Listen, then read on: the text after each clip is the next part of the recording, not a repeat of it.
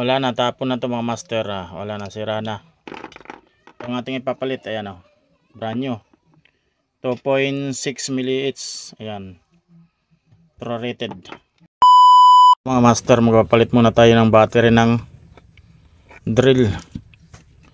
Another battery ng drill. So mahina ng mag-charge daw, sabi ng may-ari. Ayan, so papalitan natin yan ng another brand new 18650. Ayan mga master, patay dito ng isa. Yung battery natin. Ayan, so yun yung ipapalit natin dito sa pinapagawang ito. Ayan, babaklasin muna natin to. So yun mga master, ito na yung battery niya mga master, binabaklas na natin. Ayan, so 5 pieces. At pag nabaklas na natin to, papalitan na natin mga master. Ayan, wala na, tapon na to mga master. Wala na, sira na. Ang ating ipapalit, ayan o, brand new 2.6 mAh.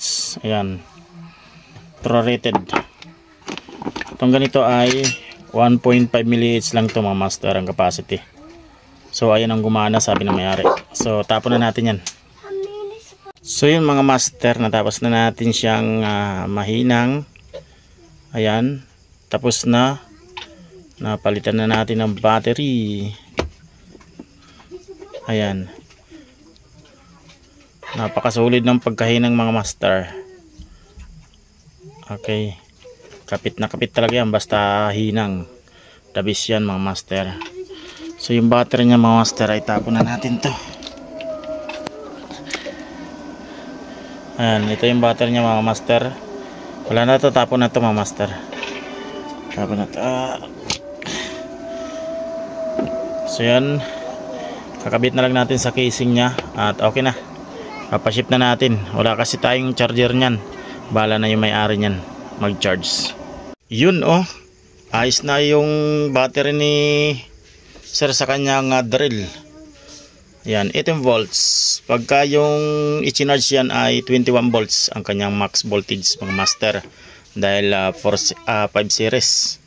Ayan, ang full charge kasi ng bawat isang battery na 18650 ay 14.2 volts yung kanyang max voltage, max charging niya mga master. Ayan, kaya 21 volts yung full charge niya mga master. Kaya nominal voltage ay 18 volts.